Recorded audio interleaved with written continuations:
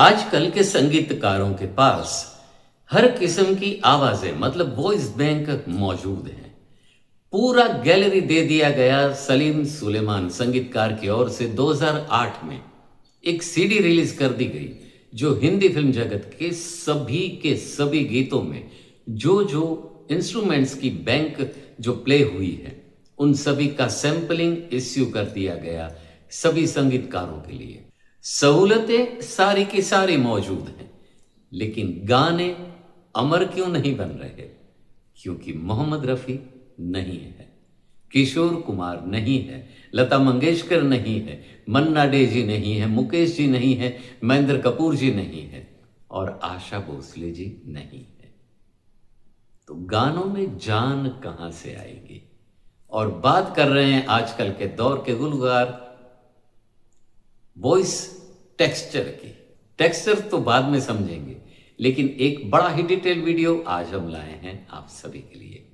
Hello family, दिल से दिल तक जेडी चैनल पर मैं जितेश दवे आप सभी दोस्तों का प्यारा सा स्वागत करते चलते हैं आज के हमारे इस नए वीडियो पर। और दोस्तों, आप सभी का हम तहे दिल से शुक्रिया अदा करते हैं कि आप अपनी मशरूफ सी जिंदगी के बीच में दिल से दिल तक जेडी चैनल के सभी वीडियोस को देखने के लिए हमारे साथ जुड़ रहे हैं।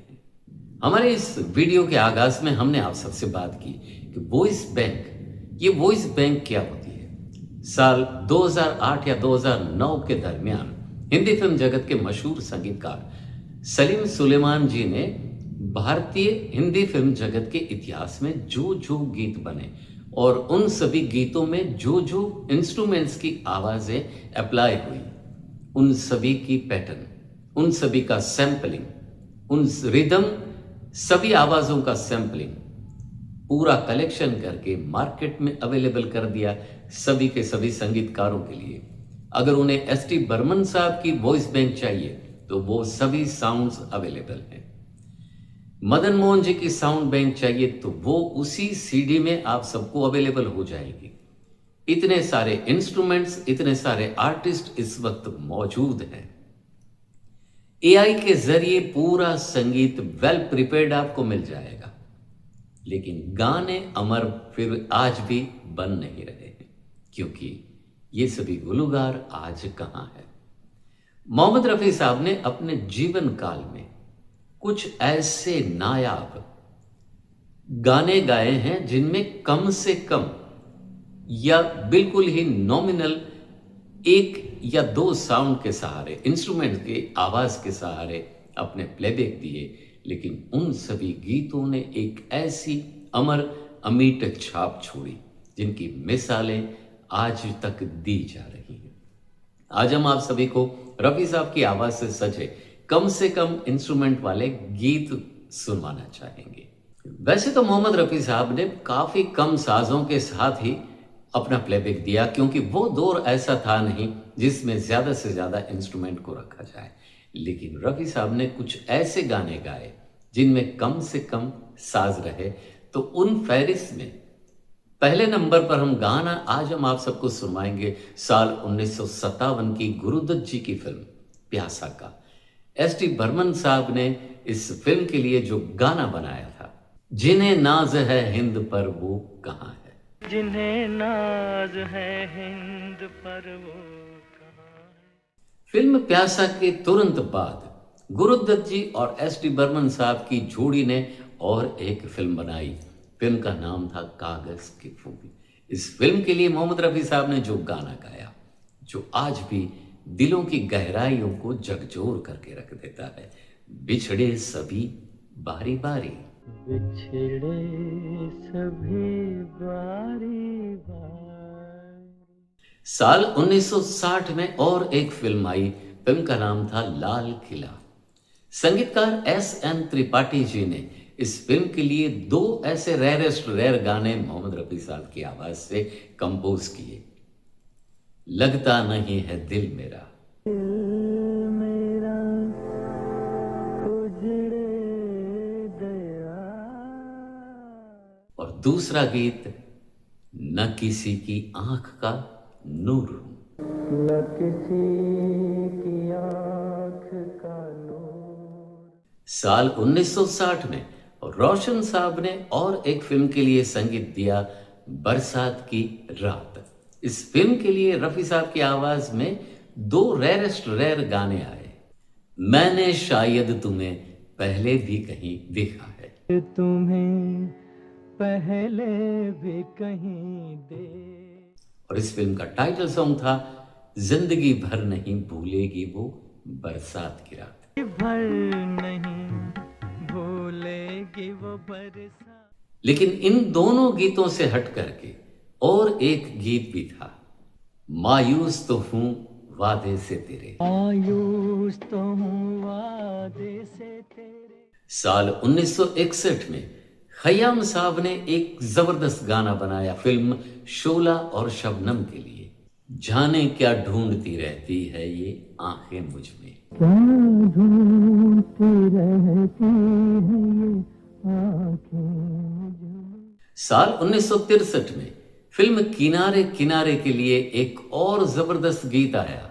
जयदेव साहब का संगीत था, तेरी तस्वीर भी तुझ जैसी। तेरी तस्वीर भी तुझ जैसी हंसी है लेकिन। इन सभी गीतों के बीच में मदन मोहन साहब ने फिल्म शराबी के लिए और एक जबरदस्त गाना मोहम्मद रफी साहब की आवाज में रिकॉर्ड किया, कम साजों के साथ। इंडो चाइना वॉर के मद्देनजर एक फौजी अपने परिवार से दूर जब सरहद पर अपनी प्रियतमा को याद करता है, उसी रंग से जुड़ा हुआ मदन मोहन साहब ने एक जबरदस्त गाना कंपोज किया फिल्म हकीकत के लिए, कम से कम साज के साथ, लेकिन आंखें नम कर देने वाली वो आवाज थी मोहम्मद रफी साहब की। मैं ये सोचकर उसके दर्द से उठा था, उसके दर्द से उठा था। इन सभी 10 या 11 गीतों के अलावा मोहम्मद रफी साहब ने और भी कई गाने गाए हैं, लेकिन उनमें कहीं भी मेरी आवाज का टेक्सचर ऐसा बनाया ये कभी रफी साहब ने, किशोर कुमार जी ने, मुकेश जी ने, मन्ना डे जी ने, लता मंगेशकर जी ने, आशा भोसले जी ने कभी भी नहीं कहा। लेकिन गाने अमर दिए, अमिट छाप छोड़ने वाले दिए, क्योंकि गायक की असल थी।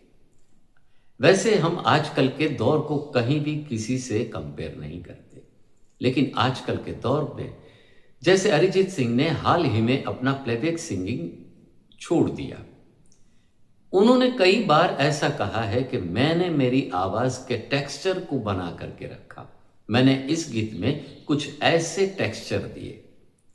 टेक्सचर क्या होता है? दरअसल गाने के 3 मुख्तलिफ पहलू होते हैं, टेक्निक हुआ करती है, जिसमें एक टेक्निक हुआ करती है फॉल्सेटो, जिसकी जैसी आवाज है नहीं, फिर भी आवाज को ऊपर तक पहुंचाने के लिए एक नकली आवाज को गले से बाहर निकाल करके गाने की कोशिश, जिसे फॉल्सेटो कहा जाता है। आजकल के जितने भी गुलकार हैं जिनकी आवाज की रेंज छोटी होती है, वो ऊपर जाने की कोशिशों में अपने गले से ऊपरी तौर से एक नकली आवाज पैदा करके ओरिजिनल सुर तक पहुंचने की जो कोशिश करते हैं, उसे फॉल्सेटो कहा जाता है। दूसरी गाने की एक ऐसी गलत टेक्निक है जिसे कहा जाता है विब्राटो या वाइब्रेटो। ये ऐसी गलत टेक्निक है जो सुरों तक पहुंचने के लिए गले में हल्का सा कंपन उत्पन्न करके, एक छोटा सा वाइब्रेशन पैदा करके सुर तक पहुंचने की कोशिश और सुनने वालों को सुर लगा है ऐसा महसूस कराने की एक गलत तकनीक होती है। इसे विब्राटो या वाइब्रेटो कहा जाता है। रफ़ी साहब ने और किशोर कुमार जी ने, मन्ना डे जी ने, मुकेश जी ने, लता मंगेशकर जी ने और आशा भोसले जी ने कभी भी जानबूझकर ये प्रयोग अपने गले से नहीं किया, क्योंकि ये सही तकनीक से बने हुए गुलकार थे। तीसरी जो तकनीक है गाने के लिए जो अप्लाई की जाती है, वो तकनीक है बेल्टिंग। बेल्टिंग एक ऐसी तकनीक है जो कभी खुले गले से गाने की कोशिश में सुर तक पहुंचने के लिए अपने वॉल्यूम को कंट्रोल करके हल्का करके या थोड़ा तेज करके सुरों तक पहुंचने की कोशिशें सुनने वालों को महसूस कराने की ये गलत टेक्निकें इन सभी पुराने गुलकारों ने कभी अप्लाई नहीं किया। दोस्तों, अब जानते हैं कि टेक्सचर जिनका ये जिक्र कर रहे हैं, हम सब जानते हैं कि आजकल के दौर में सभी गुलकारों के लिए एक हैंडी टेक्निक अवेलेबल है, वो है ऑटो ट्यूनर।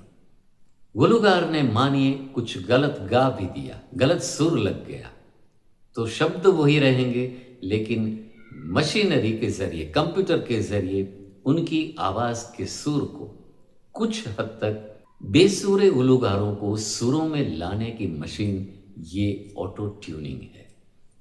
और जब ओरिजिनल गाया हुआ सुर ही बेसुरा है, उनको जब सुर में खींच करके या नीचे ले जा करके जब ट्यून किया जाता है, तो मशीनरी का वो काम डिटेल कानों से साफ पकड़ा जाता है कि ये सुर को खींच करके कंप्यूटर ने सुरों में बिठाया है। और जब वो आवाज फट जाती है मशीन के जरिए, तब आप बात करते हैं कि मेरी आवाज में मैंने टेक्सचर पैदा किया। टेक्सचर पैदा नहीं किया, लोगों को आपने अपनी आवाज के जरिए बेसुरा होने के बावजूद सुरों में बिठाने की कोशिशें की, जो टेक्सचर नहीं लेकिन एक किस्म का चीटिंग किया। तो आप सभी को फील्ड छोड़ना ही पड़ेगा। मोहम्मद रफी साहब ने अपने जीवन पर्यंत कभी भी रिटायरमेंट डिक्लेयर नहीं किया। ना तो किशोर कुमार जी ने किया, ना मुकेश जी ने किया, ना लता मंगेशकर जी ने किया, ना महेंद्र कपूर जी ने किया, ना आशा भोसले जी ने किया। जब तक जिए तब तक वो खुले गले से गाते रहे, सुरों में गाते रहे, क्योंकि उनकी आवाज में ऐसी कोई तकनीक थी ही नहीं। गला तालीम पाया हुआ था, इसीलिए वो चल रहे थे। और आज तक 50-50, 60-60 सालों के बाद भी उनके गाए हुए गीत हमारे दिलों के कोने में बसे हुए हैं। जब भी सुने वही ताजगी महसूस होती है। कितने भी साज हम का प्रयोग कर लें, मोहम्मद रफी साहब, किशोर कुमार जी, मुकेश जी, मन्ना डे जी, लता मंगेशकर जी, आशा भोसले जी कभी दोबारा पैदा नहीं हो पाएंगे। दोस्तों, कैसा लगा आज का हमारा वीडियो? हमें जरूर से लिख करके भेजिएगा। आप सभी के वैल्यूएबल कमेंट्स के लिए हम बेसब्री से इंतजार करते हैं। अगर आप चाहें हमारे वीडियोस को लाइक करिए, अपने दोस्तों के साथ शेयर भी करिए। अगर आप चाहें तो हमारे चैनल को जरूर से सब्सक्राइब करिएगा। और हाँ, बेल नोटिफिकेशन और ऑल के बटन को भी जरूर से क्लिक कर दीजिएगा। आप सभी को हमारे वीडियोस के नोटिफिकेशन सबसे पहले मिल जाया करेंगे। मिलेंगे बिल्कुल ही ऐसी नई प्यारी सी तरोताजा सी वीडियो के साथ, दिल से दिल तक जेडी चैनल पर। तब तक बाबा, take care, save water, save our mother earth.